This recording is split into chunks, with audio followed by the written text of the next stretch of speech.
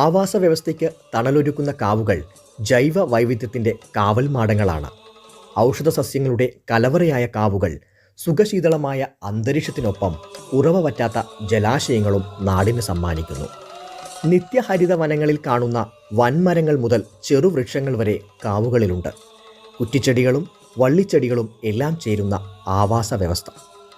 അങ്ങനെയൊരു കാവാണ് മാങ്ങാട്ടുപറമ്പ ശ്രീ നീലിയാർ കോട്ടം.